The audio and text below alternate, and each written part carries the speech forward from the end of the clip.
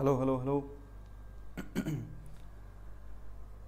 तो बहुत बहुत स्वागत है आप सभी का फिर से आज के 9th डे इस क्रैश कोर्स में। तो आज का टॉपिक हमारा रहेगा बेटा फ्रिक्शन। तो फ्रिक्शन को बहुत अच्छे लेवल से हम लोग आज स्टार्ट करेंगे। तो फ्रिक्शन, ठीक है।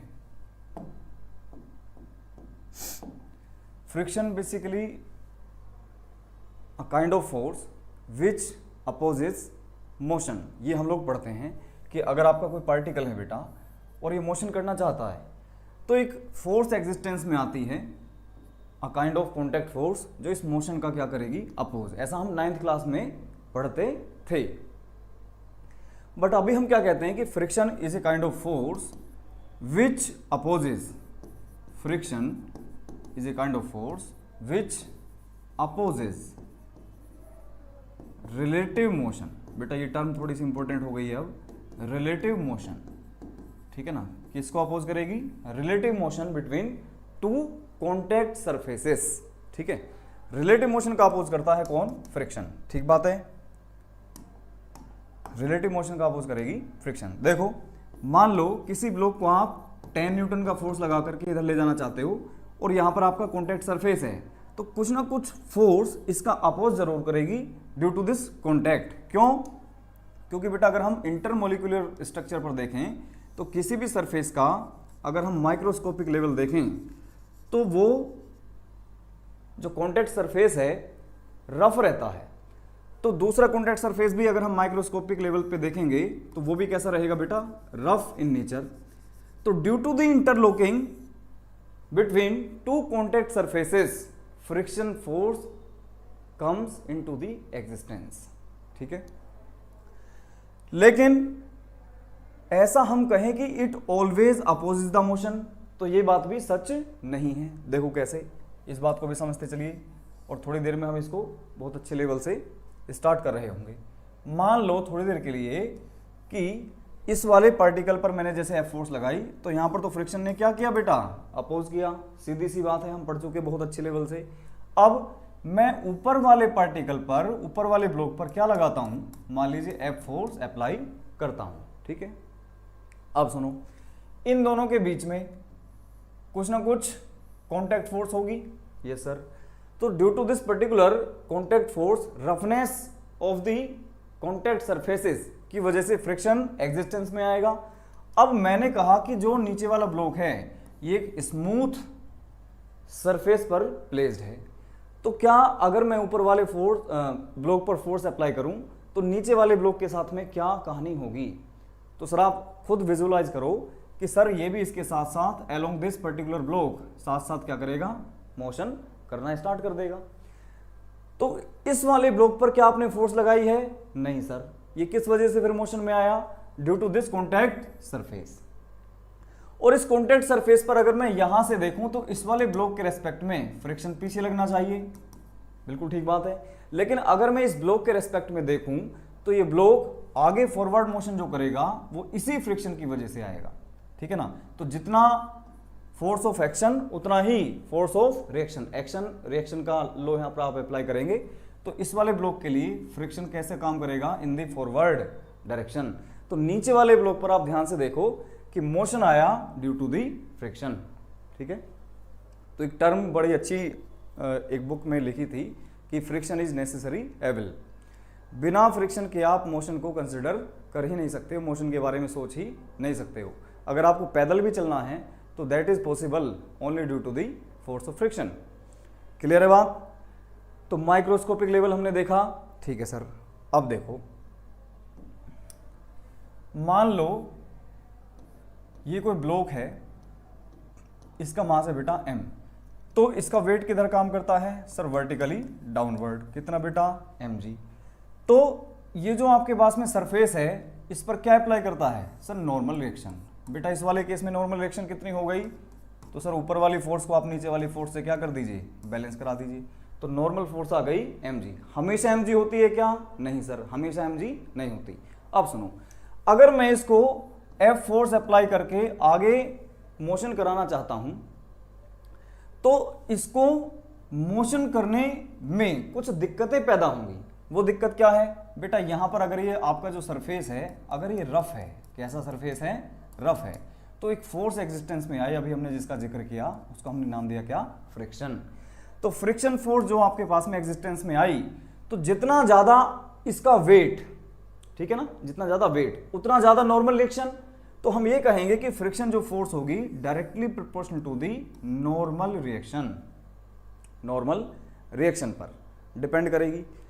It does not depend upon the area of the contact, area of the contact पर डिपेंड नहीं करती है। दूसरी बात, तो जब भी आप प्रोपोर्शनलिटी साइन को हटाएंगे, इक्वलिटी साइन पुटअप करेंगे, तो आपको एक कांस्टेंट यहां पर इंट्रोड्यूस करना पड़ेगा बेटा। उस कांस्टेंट को हम बोलते हैं कोफिशिएंट ऑफ फ्रिक्शन, तो दैट इज म्यू। तो फ्रिक्शन आपके पास में आ गया बेटा क्या, म्यू इंटू एन। फ्रिक्शन कितना आ गया, म्यू इंटू एन। अब सर बात करते हैं टाइप ऑफ फ्रिक्शन की, टाइप्स ऑफ फ्रिक्शन। अगर आप एक अलमारी पर एफ फोर्स लगाए जा रहे हो और इसमें मोशन नहीं है, तो क्या इसमें फ्रिक्शन नहीं हो अप्लाई हो रहा होगा, सर हो रहा होगा, लेकिन ये मूव नहीं कर रही। तो जब तक ये मूव नहीं कर रही है, तो ऐसे केस में जो अप्लाइड फ्रिक्शन होगा that is called as the static friction. कैसा होगा बेटा, ये स्टैटिक फ्रिक्शन आपका एग्जिस्टेंस में होगा। बहुत बढ़िया बात है, स्टैटिक फ्रिक्शन, ठीक है। इसके बाद में बेटा आप लिखोगे काइनेटिक या डायनेमिक फ्रिक्शन। दूसरा जो पार्ट होगा दैट इज डायनेमिक या काइनेटिक फ्रिक्शन। ये भी फर्दर दो पार्ट में डिवाइडेड है बेटा। क्या क्या, इसको अगर डायनेमिक को मैं बोलूं तो आप लिख सकते हो स्लाइडिंग, या सिंपली इसको काइनेटिक भी कह सकते हैं डायरेक्टली। तो sliding friction and next one is rolling friction. बेटा नेक्स्ट क्या है आपका, रोलिंग फ्रिक्शन। सबसे कम आपका रोलिंग फ्रिक्शन होता है। कई बार एक क्वेश्चन पूछा जा सकता है कि सर फ्रिक्शन अगर काइनेटिक है और रोलिंग है और स्टैटिक है, तो तीनों में से सबसे ज्यादा वैल्यू किसकी होगी, सबसे कम वैल्यू किसकी होगी। तो बेटा स्टैटिक फ्रिक्शन सबसे ज्यादा, काइनेटिक उससे थोड़ा सा कम, और सबसे कम आपका रहता है बेटा रोलिंग फ्रिक्शन। सबसे कम क्या रहता है, रोलिंग फ्रिक्शन। जो रोलिंग फ्रिक्शन होगा बेटा that is mu N divided by radius, radius of the wheel से आप डिवाइड कर देंगे, तो ये आपका रहता है रोलिंग फ्रिक्शन। इसको डिटेल में करेंगे थोड़ी देर में। तो पहले हम बात करते हैं अभी कि नॉर्मल रिएक्शन कितनी कितनी वैल्यू अटेन कर सकती है। मान लो पहला केस हम लेते हैं कि सिंपल एम ब्लॉक, एम मास का ब्लॉक है आपके पास में, तो वेट कितना बेटा mg। तो इस वाले केस में नॉर्मल रिएक्शन कितनी आएगी sir, n is equals to simply mg। दूसरा केस देखो बेटा, अगर आपका कोई ब्लॉक m मास का और आपने किसी इंक्लाइंड प्लेन पर पुट कर दिया है ना, यहां पर आपने इसको पुट ऑन किया, तो ध्यान से देखना इसका जो वेट है बेटा वो किधर काम करेगा, mg, वर्टिकली डाउनवर्ड।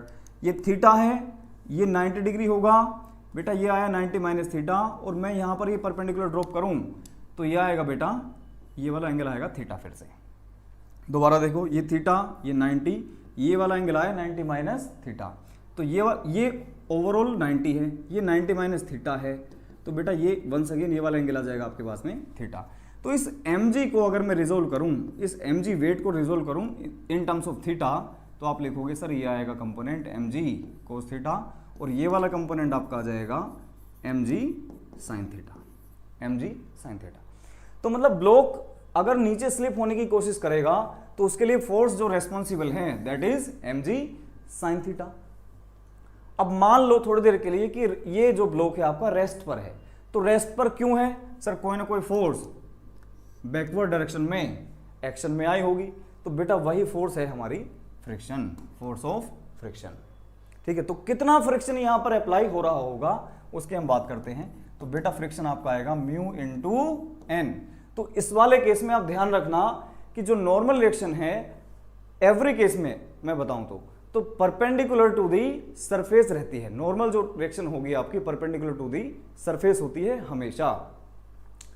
तो बेटा ये रहा आपका सरफेस, तो इसके परपेंडिकुलर ये आई आपके पास में नॉर्मल रिएक्शन। जैसे ही आप बैलेंस करोगे इस वाली डायरेक्शन वाली फोर्सेस को, तो नॉर्मल रिएक्शन आपके पास में आएगी बेटा mg cos theta. Normal reaction कितनी भाई, mg cos थीटा। तो फ्रिक्शन कितना आया sir, mu mg cos theta. तो हमेशा ही नॉर्मल रिएक्शन की वैल्यू mg हमेशा नहीं रहेगी, वो डिपेंड करेगा कि आप किस कंडीशन में बातें कर रहे हो। क्लियर? आगे चलो, मान लो ये आपके पास में कोई वॉल है बेटा, सारे वो केसेस में लेकर चल रहा हूं जो लास्ट ईयर्स में पूछे जा चुके हैं, उन्हीं के ऊपर मैं डिस्कस कर रहा हूं। तो यहां पर मैंने लिया बेटा एक m मास का ब्लॉक, ठीक है। इसका वेट वर्टिकली डाउनवर्ड काम करेगा बेटा mg, तो ये नीचे स्लिप हो जाना चाहिए। हाँ सर स्लिप हो जाना चाहिए। अब आप इस पर F फोर्स अप्लाई करते हो, ठीक है, F फोर्स अप्लाई करते हो। तो इसमें कई बार ये क्वेश्चन पूछा जाता है कि मिनिमम फोर्स बताओ so that this particular block do not slip, ठीक है, यानी कि किस में रहे, ये इक्विलिब्रियम में रहे। तो अगर यहां पर फ्रिक्शन का जो कोफिशिएंट है वो म्यू दे दिया आपको बेटा, तो ध्यान से देखना अभी, तो mg लग रहा होगा नीचे, ये आपने फोर्स अप्लाई करी F आगे की तरफ, तो इस वॉल ने क्या किया, नॉर्मल रिएक्शन वापस से अप्लाई करी होगी, ठीक है सर। तो जब हम इन दोनों कंपोनेंट्स को बैलेंस करेंगे तो नॉर्मल रिएक्शन आपके आगे किसके बराबर बेटा, F फोर्स के बराबर। जितना आप पुश करोगे उतना ही नॉर्मल आपको वापस मिलेगा। क्लियर बात है एकदम। तो यहां पर एक फोर्स डेवलप हो जाएगी, that is force of friction, और वो फोर्स ऑफ फ्रिक्शन बेटा कितनी होगी, म्यू इंटू एन, ठीक है। तो म्यू इंटू एन की वैल्यू बोलो बेटा F, बोलो क्लियर भी बात या नहीं। इतना फ्रिक्शन आपको अपवर्ड डायरेक्शन में जनरेट होके मिलने लगेगा। बिल्कुल ठीक है सर। तो वो कंडीशन बता दो जहां पर दोनों फोर्सेस क्या हो जाएं, बैलेंस हो जाएं, आपका ब्लॉक क्या रहेगा, स्टेशनरी रहेगा। बहुत आसान सी बात हो गई। तो mu into F is equal to क्या रख दें हम, ऊपर वाली फोर्स बराबर नीचे वाली फोर्स रख देते हैं। तो रिक्वायर्ड फोर्स आपकी आ जाएगी बेटा कितनी, mg by mu, mg by mu. ये आपका ऑप्शन आपको कहीं ना कहीं मिल जाएगा। क्लियर है बात एकदम, क्लियर है एकदम। इसमें कोई डाउट हो तो पूछें, फिर आगे चलते हैं। इसमें कोई डाउट हो तो पूछिए।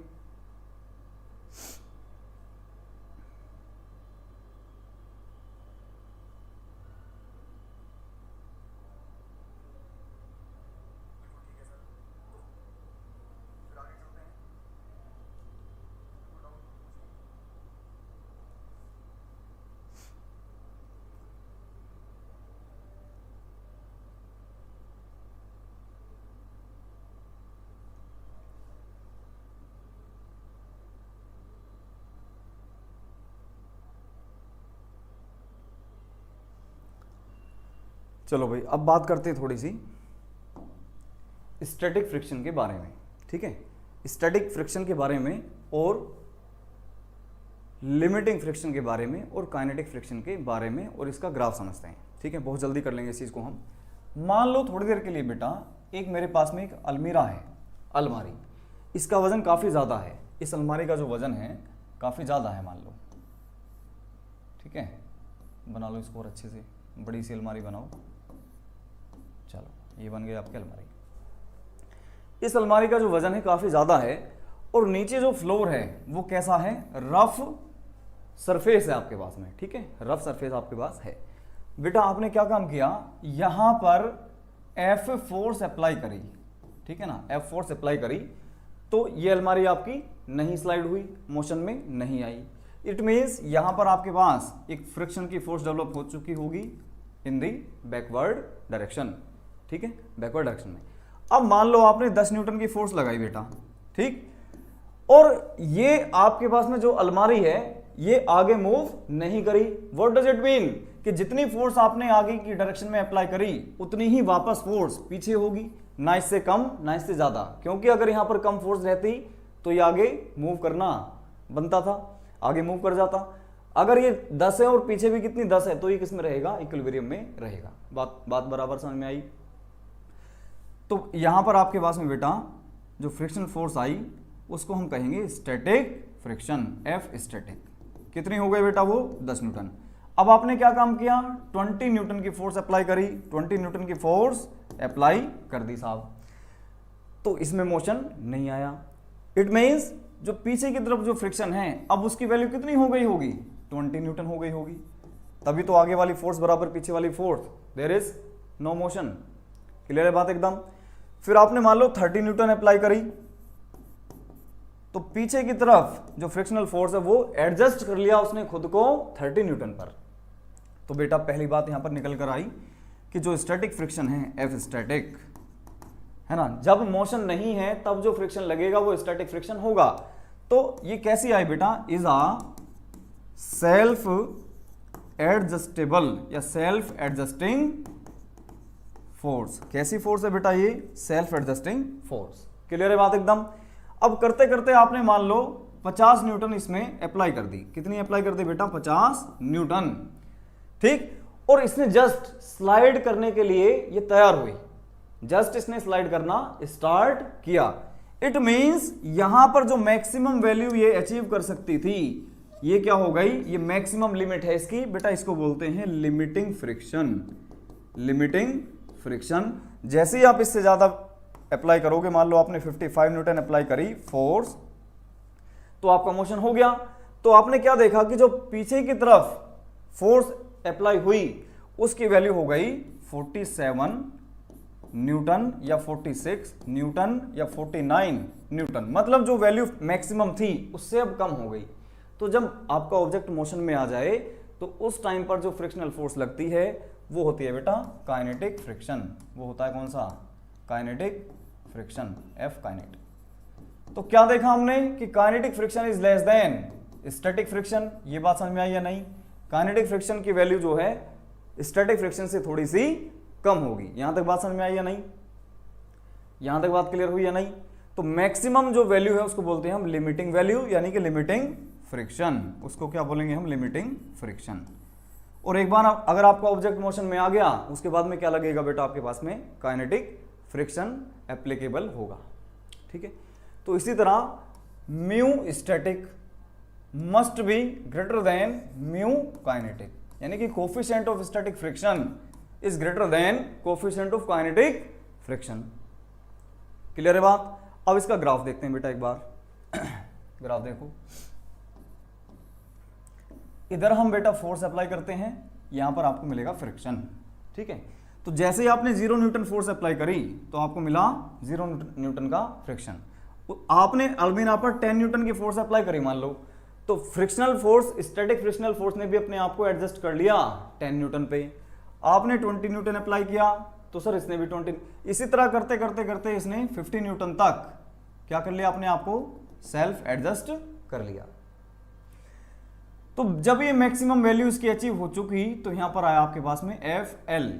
यहां तक क्या है आपका स्टैटिक फ्रिक्शन। तो लिमिटिंग फ्रिक्शन जब इसने अचीव कर लिया उसके बाद में इसकी वैल्यू थोड़ी सी कम होगी और फिर ये कर्व हो जाएगा बेटा कांस्टेंट, और ये लग रहा होगा आपका काइनेटिक फ्रिक्शन। ये आपका प्रॉपर ग्राफ है, स्टैटिक फ्रिक्शन, ये आपका स्टैटिक फ्रिक्शन, और यहां तक देखो ये लीनियर ग्राफ है। इसका मतलब कि जितना आप फोर्स अप्लाई करोगे उतना ही अपने आप को सेल्फ एडजस्ट करता चला जाएगा। ये आपके पास में आगे बेटा मैक्सिमम वैल्यू, यहां पर आपका क्या है, लिमिटिंग फ्रिक्शन।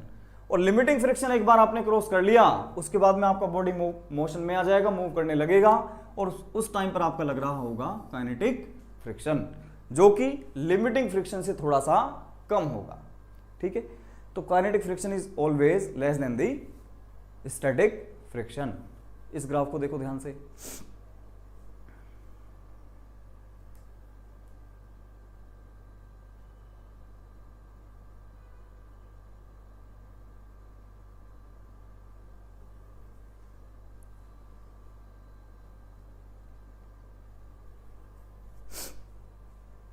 ठीक है, तो यहां से एक क्वेश्चन आपको आ जाता है बेटा। यहां से क्वेश्चन कैसे आएगा, तो उस क्वेश्चन में आप सबसे पहले ये देख लो कि जो आपने फोर्स अप्लाई करी है क्या वो लिमिटिंग फ्रिक्शन को ओवरकम कर चुकी है या नहीं। क्या वो फोर्स लिमिटिंग फ्रिक्शन को ओवरकम कर चुकी है या नहीं, इस चीज को थोड़ा सा ध्यान देना। उसके बाद में हमें क्वेश्चन को करना होगा। जैसे पहला क्वेश्चन मैं बहुत बेसिक सा लेकर चल रहा हूं बेटा।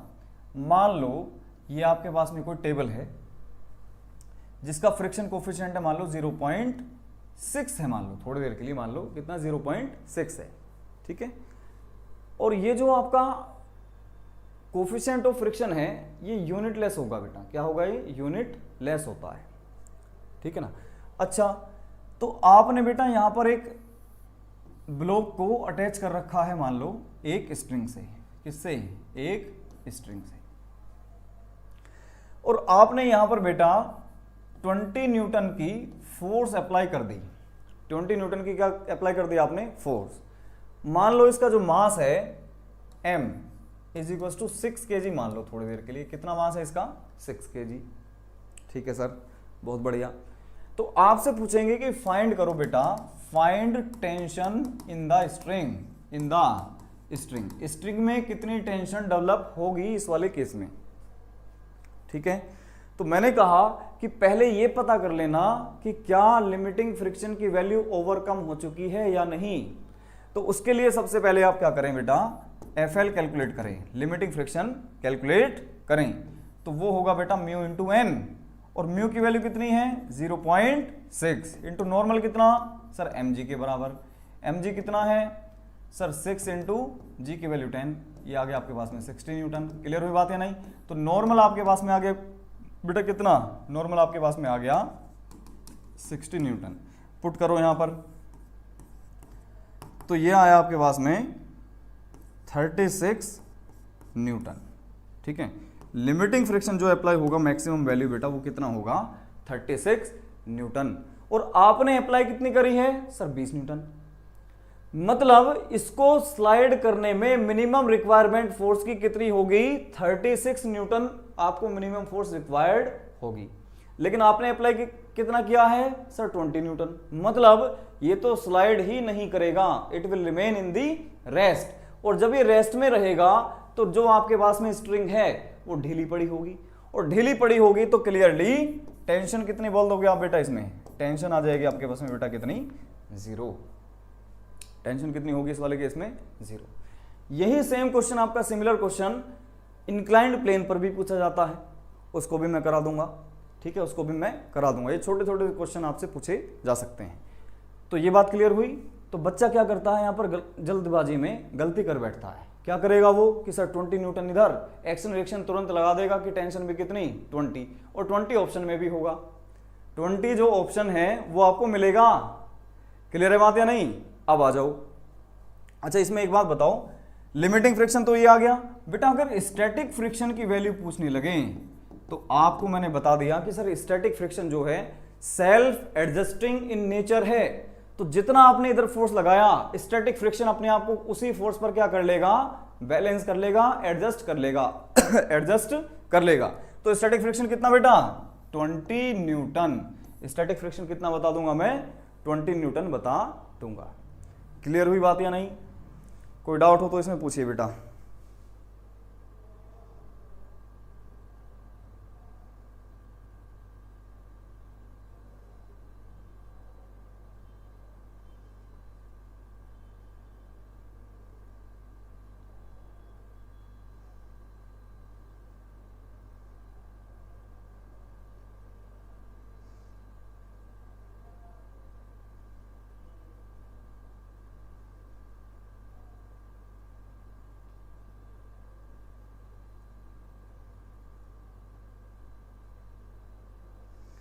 चलो बेटा एक क्वेश्चन करते हैं अब।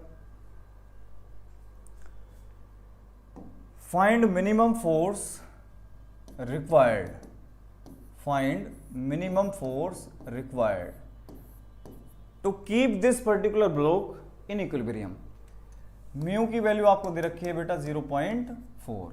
0.4 आपको म्यू की वैल्यू दे दी, 4 kg आपको इस ब्लॉक का मास दे दिया। तो कितनी फोर्स अप्लाई करके आप इस पर्टिकुलर ब्लॉक को रेस्ट में रख सकते हैं? देखो ध्यान से, अगर ये स्मूथ होता, अगर ये स्मूथ होता तो आप कितनी भी फोर्स लगा लेते, ये तो 101% नीचे गिरता ही गिरता। लेकिन अगर ये फ्रिक्शन आपका प्रेजेंट है इस पर्टिकुलर सिचुएशन में, तो आप क्या कहोगे कि जितना आपने बेटा फोर्स यहां पर अप्लाई करा उतना ही वापस आपको normal as the reaction force मिलेगा। ठीक है सर, तो इसकी वजह से अपवर्ड डायरेक्शन में एक फ्रिक्शन फोर्स एग्जिस्टेंस में आएगी, that is mu into N. बेटा कितनी? सर म्यू इंटू एन की वैल्यू कितनी हो जाएगी इस वाले केस में, एफ। ठीक है, तो बेटा ऊपर की डायरेक्शन में फ्रिक्शन आपके पास में आ गया 0.4 इंटू अप्लाइड फोर्स, ये क्वेश्चन नंबर 1। अब सुनो, इसका अगर हम एफबीडी देखें तो 4 यानी कि mg नीचे की तरफ लग रहा होगा, यानी कि 4 into 10 that is 14 Newton vertically downward direction में लग रहा होगा। ठीक है सर, अब अगर ये फ्रिक्शन वाली फोर्स और ये वेट दोनों आपस में क्या हो जाएं, बैलेंस हो जाएं, तो हम कहेंगे कि सिस्टम इक्विलिब्रियम में आ गया। तो देखो ये क्वेश्चन नंबर 2। तो बेटा 0.4 F अगर मैं बराबर पुट कर दूं किसके, 40 न्यूटन के, तो F कितना आ गया बेटा मेरे पास में आ गया 40 अपॉन 0.4।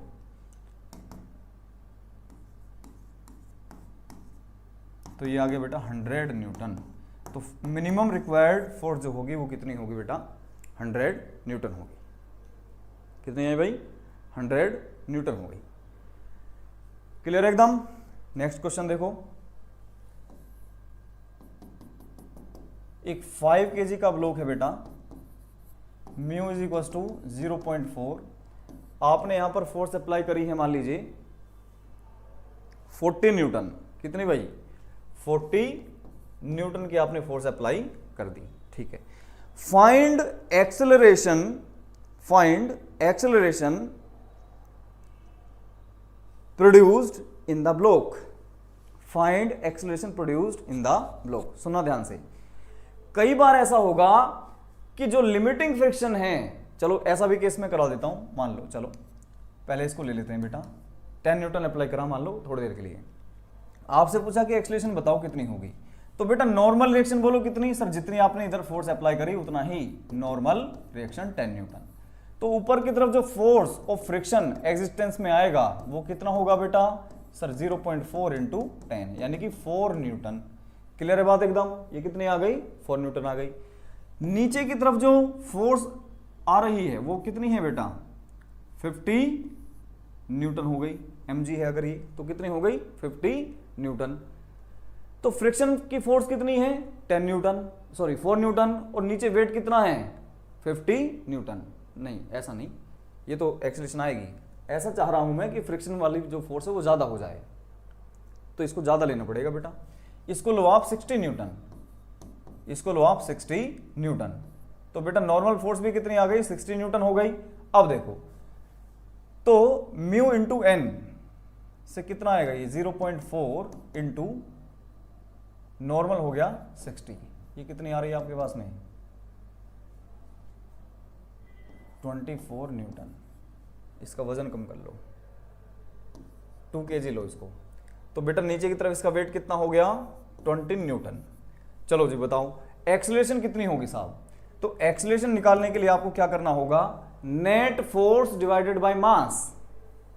तो ये वाला केस मैं आपको दिखाना चाह रहा हूं जिसमें फोर्स ऑफ फ्रिक्शन तो है ज्यादा, कितनी है सर 24 न्यूटन, और वेट कितना है 20 न्यूटन। एक ऐसा केस आ सकता है, तो मींस फोर्स ऑफ फ्रिक्शन यानी कि लिमिटिंग फ्रिक्शन ज्यादा है with respect to the weight, तो यहां पर एक्सेलरेशन आप कितनी बताओगे बेटा, एक्सेलरेशन बता दोगे 0। ठीक है, अब देखो मान लो एक ऐसा ब्लॉक लिया, इसी केस को दोबारा लेते हैं, 5 kg का आपके पास में ब्लॉक, 40 न्यूटन आपने अप्लाई किया, 0.4 आपके पास में बेटा म्यू की value, mu is equal to कितना है बेटा 0.4। अब आपसे पूछा है कि ये बताओ कि what is the acceleration of the block, block की एक्सेलरेशन कितनी होगी। तो बेटा इस ब्लॉक की अगर मैं बात करूं तो ब्लॉक पर कितनी फोर्सेस एप्लीकेबल हैं यहां पर, सर एक तो mg कितना 50 न्यूटन, ठीक है सर। दूसरा अगर यहां पर 40 न्यूटन इधर है तो नॉर्मल रिएक्शन भी कितना आ गया बेटा, नॉर्मल रिएक्शन भी आपके पास में आ गया 40 न्यूटन इस डायरेक्शन में। ठीक है, जिसकी वजह से फोर्स ऑफ फ्रिक्शन आपकी लगी बेटा mu into N that is 0.4 into 40। तो बेटा ये कितना आ गया आपके पास में 16 न्यूटन, मतलब अपवर्ड डायरेक्शन में जो फोर्स लगी वो कितनी लगी 16 न्यूटन। इधर कितनी सर 40, इधर कितनी 40, ये तो आपकी क्या होगी हॉरिजॉन्टल डायरेक्शन बैलेंस्ड हो गई।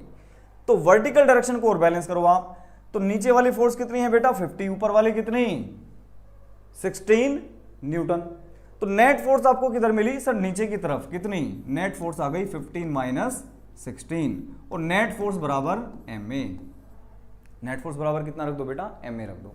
तो नेट फोर्स बराबर आप ma रखोगे तो बेटा ये कितना है आपके पास में, क्या ये 34 आ जाएगा, ठीक है सर, है ना।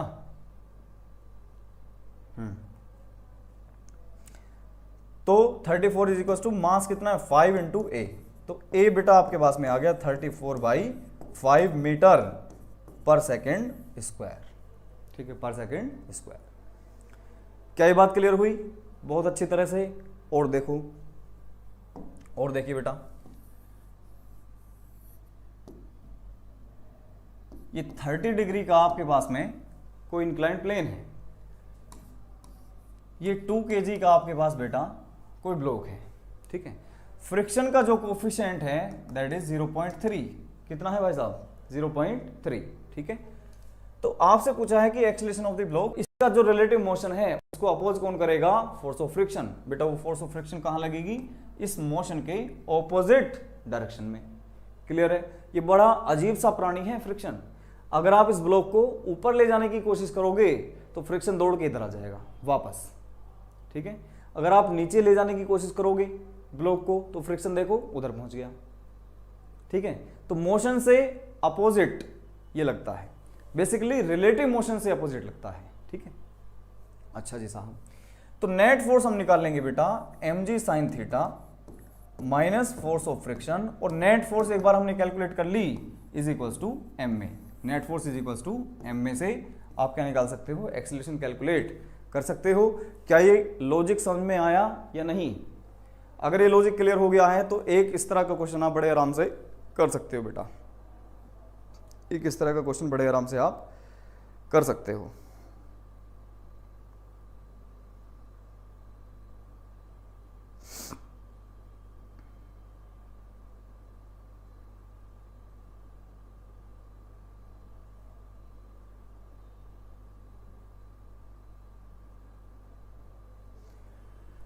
जैसे हमने क्वेश्चंस करे थे बेटा,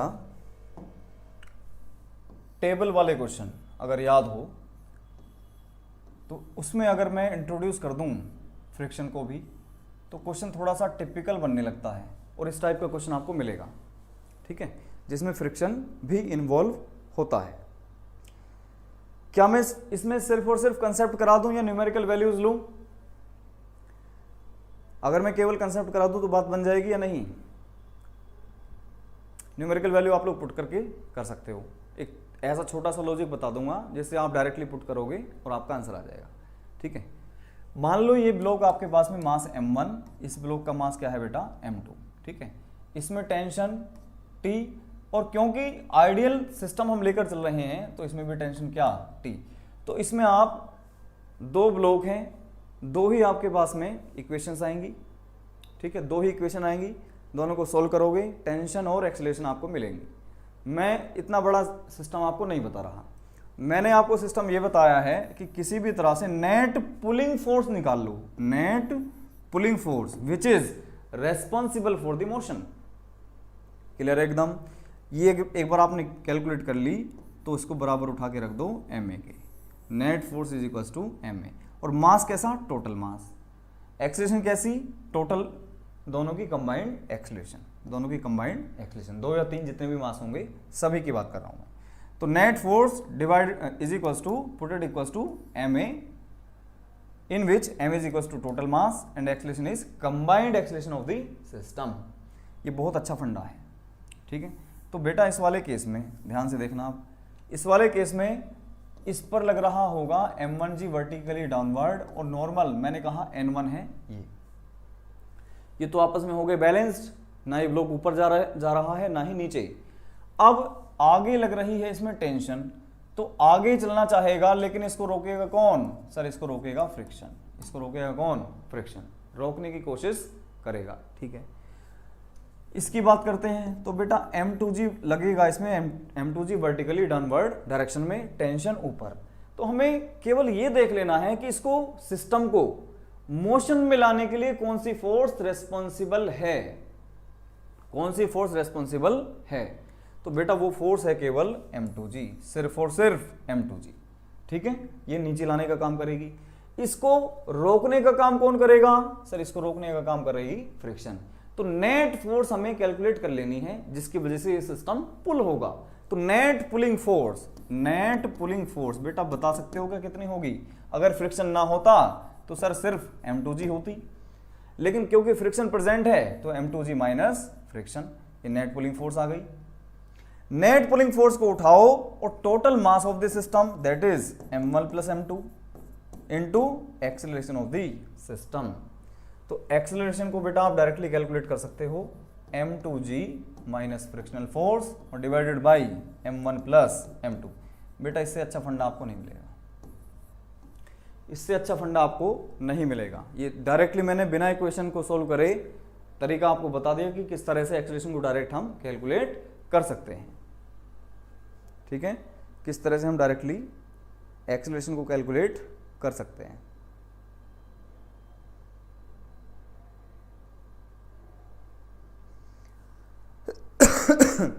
अच्छा, अगर टेंशन पूछी जाए तो एक ब्लॉक पर आप क्या कैलकुलेट कर दो, सिर्फ एक ब्लॉक पर एफबीडी बना करके एक इक्वेशन लिख लो, या अगर चाहो तो आप ऐसे कैलकुलेट कर सकते हो कि 2m1 m2 upon m1 plus m2 into जी। ये होता था कब? जब फ्रिक्शन नहीं होता था।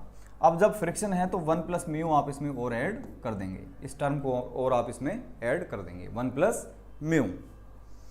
ठीक है, 1 प्लस म्यू।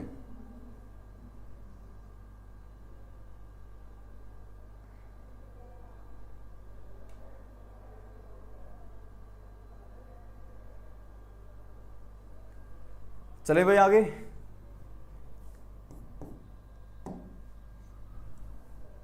चलो भैया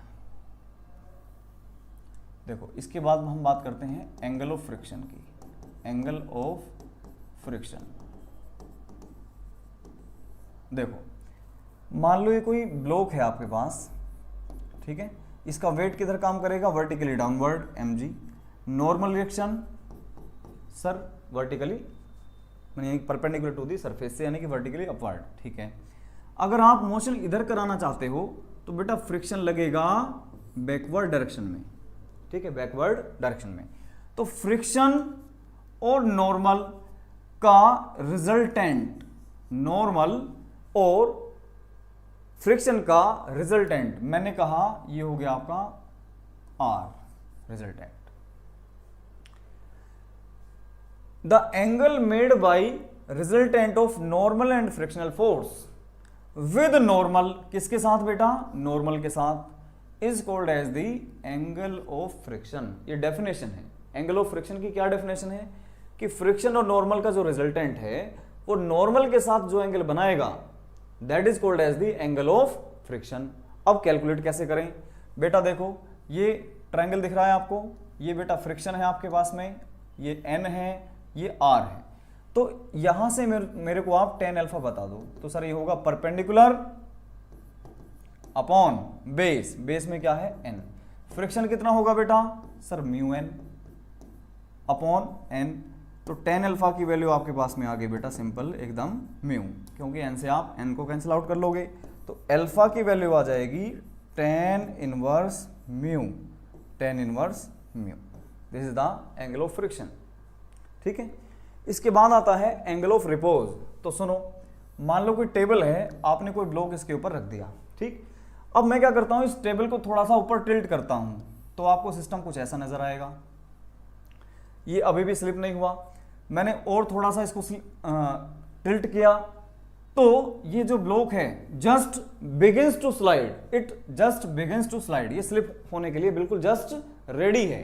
तो उस टाइम पर जो एंगल बनेगा, मैंने कहा वो है sir theta, that is called as the angle of repose. वो ध्यान से देखिएगा, एंगल ऑफ रिपोज। ठीक है, एंगल ऑफ रिपोज क्या बताया मैंने कि द एंगल ऑफ इंक्लिनेशन क्या है बेटा? ये द एंगल ऑफ इंक्लिनेशन, थोड़ा थ्योरी को फास्ट करिए, inclination at which body just begins to slide, just begins to slide. ठीक है, मतलब ये आपका ब्लॉक एंगल थीटा पर ये क्या करने लगा? स्लाइड करने के लिए तैयार है। तो बेटा देखो ये वर्टिकली डाउनवर्ड mg, ये आपके पास में कितना आता है mg cos थीटा, और ये वाली वैल्यू क्या mg का साइन थीटा कंपोनेंट। क्लियर है भाई? ठीक है, एकदम कोई दिक्कत वाली बात नहीं। तो इस सरफेस के परपेंडिकुलर आपकी नॉर्मल फोर्स एग्जिस्टेंस में आएगी। अब mg साइन थीटा की वजह से नीचे आना चाहेगा तो सही, बट फोर्स ऑफ फ्रिक्शन इसको क्या करेगी, अपोज करेगी। तो फोर्स ऑफ फ्रिक्शन क्या होगी बेटा sir, mu N, that is mu into N की वैल्यू कितनी सर, दोनों को आप इक्वेट कर दीजिए। तो नॉर्मल किसके बराबर, mg cos theta, mg cos theta के। ठीक है बेटा, तो ध्यान से सुनो, अब ये body just begins to slide तब होगी जब ये वाली फोर्स और ये वाली रोकने वाली फोर्स जस्ट बराबर हो। जैसे ये थोड़ी सी ज्यादा हुई तो स्लिप करना स्टार्ट कर देगा, स्लाइड करना स्टार्ट कर देगा। तो एट इक्विलिब्रियम कंडीशन, यानी कि जब body just begins to slide है, तो we can say that mg sin theta, बेटा कितना mg sin थीटा बराबर फोर्स ऑफ फ्रिक्शन रख देते हैं। तो mg sin थीटा बराबर फ्रिक्शन, बोलो म्यू mg cos थीटा। बोलो भाई बात समझ में आई या नहीं? क्या mg से mg कैंसिल आउट हुआ? ठीक है सर, इस cos थीटा को नीचे लाओ तो बेटा आपको मिला tan थीटा, और tan थीटा इसकी वैल्यू आ गई आपके पास में कितनी, tan थीटा की म्यू। तो थीटा आपके पास में आ गया बेटा कितना, tan इनवर्स म्यू। क्या वैल्यू आ गई बेटा, tan इनवर्स म्यू आपके पास में वैल्यू आ गई। जरा ध्यान से देखो रे, पीछे क्या था, ये वैल्यू भी क्या है, tan इनवर्स म्यू है, और ये वाली वैल्यू भी क्या है, tan इनवर्स म्यू है। तो न्यूमेरिकली वर्ड देखना ध्यान से, numerically angle of repose numerically equal to angle of friction के बराबर, एंगल ऑफ फ्रिक्शन के बराबर होता है न्यूमेरिकली क्या, एंगल ऑफ रिपोज। ठीक है भाई, कोई डाउट हो इसमें तो पूछ सकते हैं आप, एंगल ऑफ रिपोज और एंगल ऑफ फ्रिक्शन, ये सिंपल तरीके से मैंने आपको बता दिया।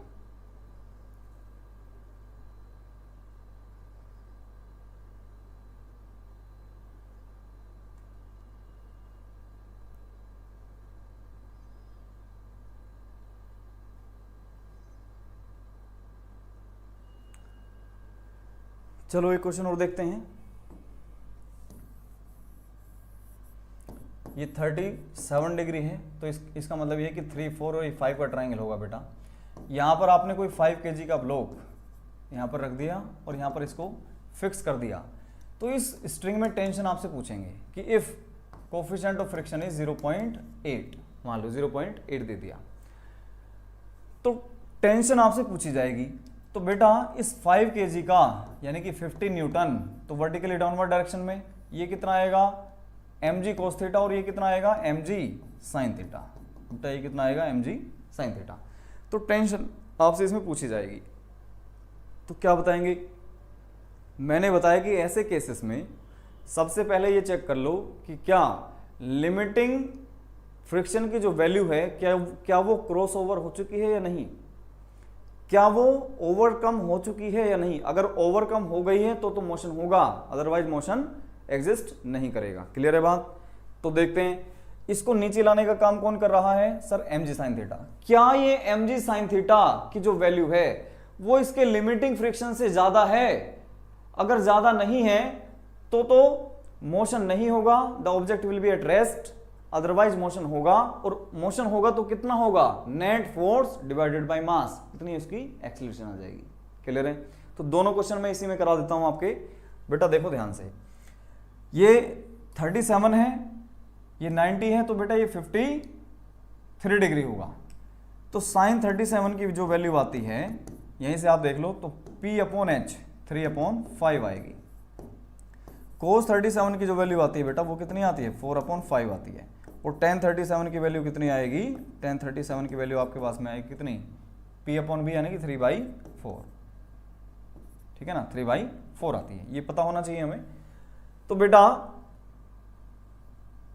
50 न्यूटन का ये वाला कंपोनेंट यानी कि cos 37 कंपोनेंट बेटा कितना आया, तो सर ये आया 50 इंटू cos 37 की वैल्यू 4/5, तो यह आया 40 न्यूटन। तो इतना ही आपको नॉर्मल मिल गया। कितना बेटा, 40 न्यूटन का क्या मिल गया, नॉर्मल। अब इधर आ जाओ, mg sin थीटा यानी कि 50 का sin 37 कंपोनेंट कितना 3/5, तो ये वैल्यू आई बेटा नीचे की तरफ आपकी कितनी, ये कटेगा आपका 30 न्यूटन। नीचे की तरफ कितनी वैल्यू आई 30 न्यूटन। वापस देखो फ्रिक्शन कितना अप्लाई हो रहा होगा, यहाँ पर फ्रिक्शन होगा बेटा mu into N, that is mu की वैल्यू बोलो बेटा 0.8 इंटू नॉर्मल रिएक्शन कितनी है सर, ये तो इसके बराबर होगी कितनी 40 न्यूटन के बराबर आपकी नॉर्मल रिएक्शन, तो 40 आपने यहाँ पर पुट कर दिया, तो ये आया 32 न्यूटन। कितना आ गया बेटा 32 न्यूटन का लिमिटिंग फ्रिक्शन है। मैक्सिमम जो स्टैटिक फ्रिक्शन लग सकता है वो कितना है बेटा 32 न्यूटन। और mg sin थीटा कितना है नीचे की तरफ सर 30 न्यूटन। तो क्या मोशन इसमें अकर करेगा, क्या मोशन स्टार्ट होगा, नहीं सर इसमें मोशन नहीं होगा, तो देयरफॉर एक्सेलरेशन आपकी क्या हो जाएगी 0। एक्सेलरेशन कितनी आ गई 0 आ गई। बहुत बढ़िया क्वेश्चन है ये अपने आप में, ध्यान से देखो इसको।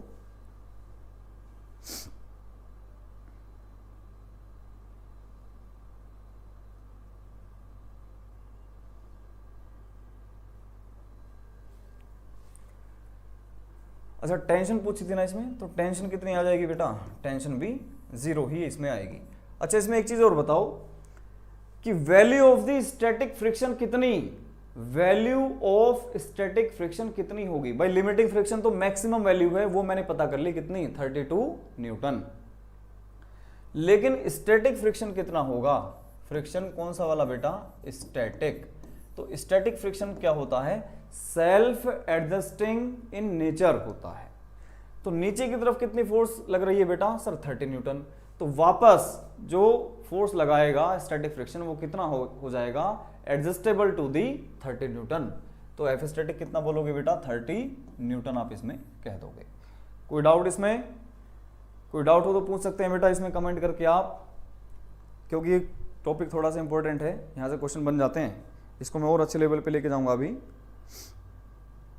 ठीक है, इसको और अच्छे लेवल पे लेके जाऊंगा।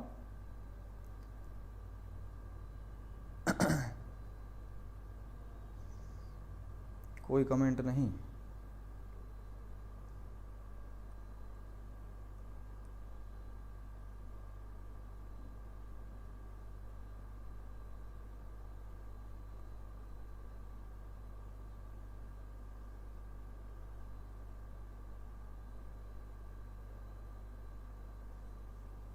चलो आगे चलते हैं। तो फिर कोई बात नहीं बेटा, चलो जी मान लो ये आपके पास में theta is the angle of inclination. यहां पर आपने कोई, मैं कंसेप्ट वाइज चल रहा हूं, न्यूमेरिकल वैल्यू आप पुट कर लेना, उसी तरह के आपके न्यूमेरिकल्स बन जाएंगे। तो मैं कंसेप्ट की फॉर्म में आपको ये क्वेश्चंस करा रहा हूं।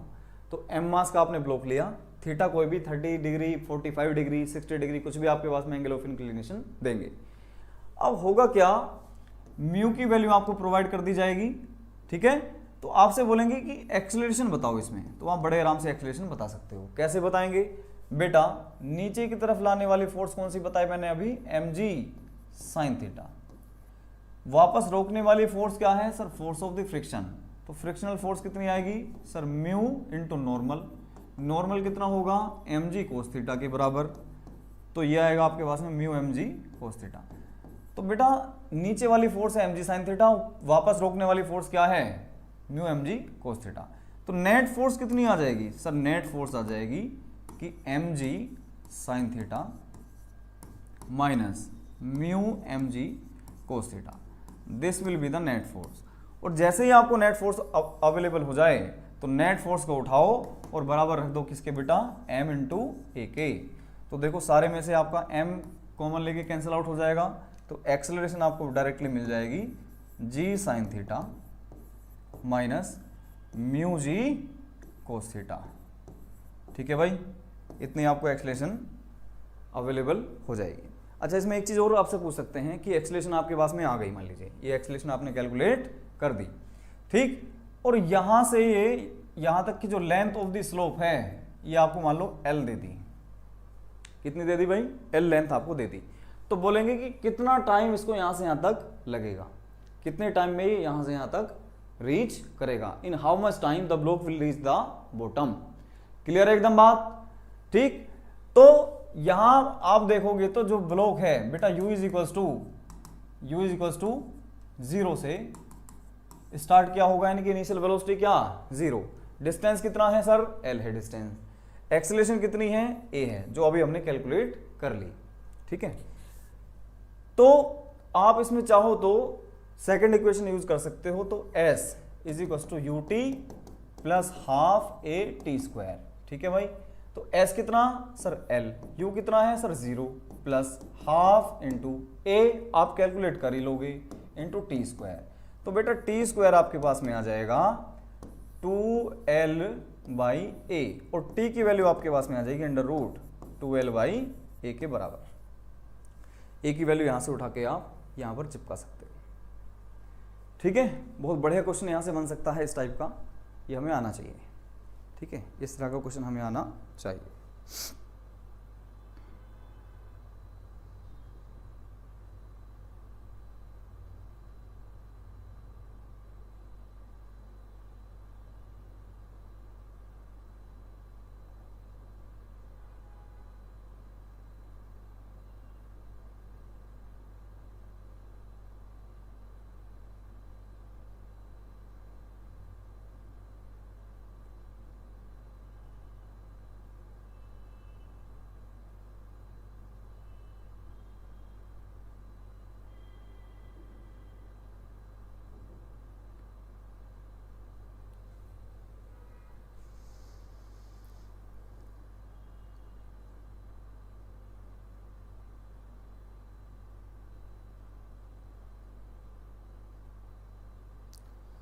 A block of mass 5 kg rests on an inclined plane of 30 degree inclination.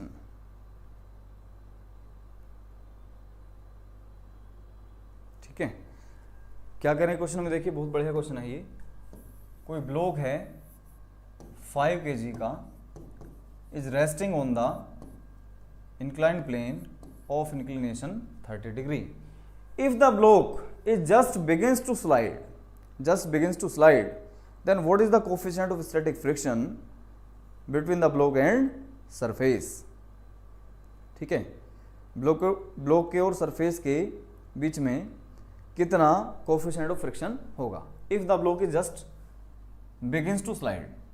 तो मैंने बता दिया था इसको, या तो आप रिजोल्व करके कर लीजिए कि एम जी साइन थीटा बराबर mu M G cos theta करके, या सिंपली मैंने बताया था कि जब ये block just begins to slide वाली कंडीशन में है तो उस टाइम पर ये एंगल ऑफ रिपोज होगा, तो tan 30 बराबर म्यू, सिंपल एकदम। और देयरफॉर म्यू की वैल्यू आपके पास में आ जाएगी बेटा 1/√3। कितनी आ गई सिंपली 1/√3। छोटे छोटे क्वेश्चन ऐसे बन सकते हैं, ठीक है। देखो एक और question, a block 1 kg, block of 1 kg resting on inclined plane, angle 30 degree. 30 degree के इंक्लाइंड प्लेन पर, ठीक है बेटा, 1 kg का जो ब्लॉक है वो रेस्ट में रखा हुआ है, ठीक है, रेस्ट में रखा हुआ है, ठीक है sir. Just start moving down, if coefficient of friction is 0.2, then find its velocity after 5 second. Find its velocity after 5 second. बेटा बहुत बढ़िया क्वेश्चन है ये, इस टाइप के क्वेश्चन मैं बता रहा हूँ पूछे जा सकते हैं, ठीक है ना, और इनमें कोई दिक्कत नहीं होती है, बड़े आराम से आप इनको कैलकुलेट करके बता सकते हो।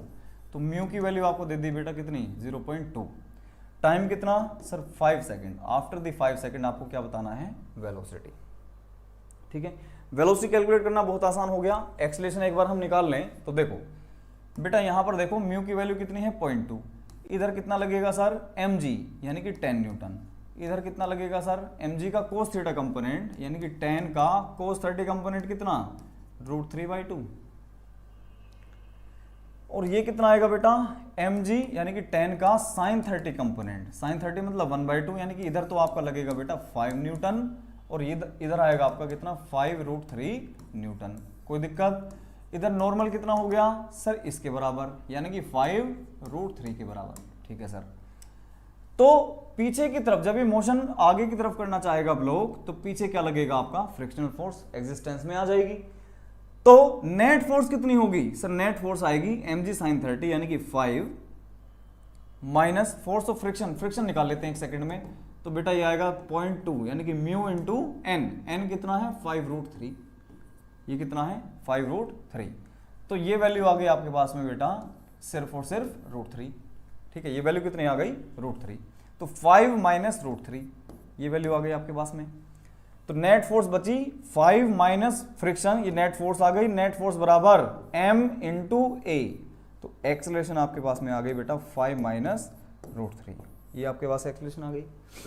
वेलोसिटी कब बतानी है, आफ्टर टाइम 5 सेकेंड, तो v is equal to u plus a t, आप इसमें अप्लाई कर दो, तो v is equal to u कितना है सर 0 प्लस ए कितना है 5 माइनस √3, टाइम कितना 5, तो वेलोसिटी आ गई आपके पास में 25 minus 5√3, this will be your answer in metre per second. ठीक है, कोई डाउट हो तो पूछिए इसमें। ठीक, इस तरह से हम फ्रिक्शन के क्वेश्चंस बहुत आराम से कर सकते हैं, बड़े इजी मैनर में कर सकते हैं। ठीक, तो इसमें छोटा सा एक टॉपिक और बचता है, उसको भी मैं करा दूंगा, motion of the insect in a bowl, एक वो हम करेंगे। कॉनिकल पेंडुलम में बता दूंगा इसमें आपको, एक आता है रोटर और एक आता है डेथ वेल।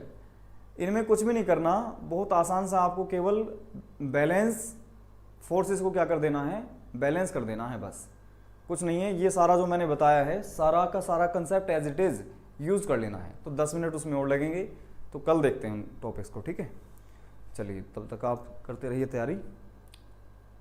हाँ, वो सऊदी में अगर आज हो गई तो ऐसा हो सकता है कि कल हो जाए। हम्म। हम्म।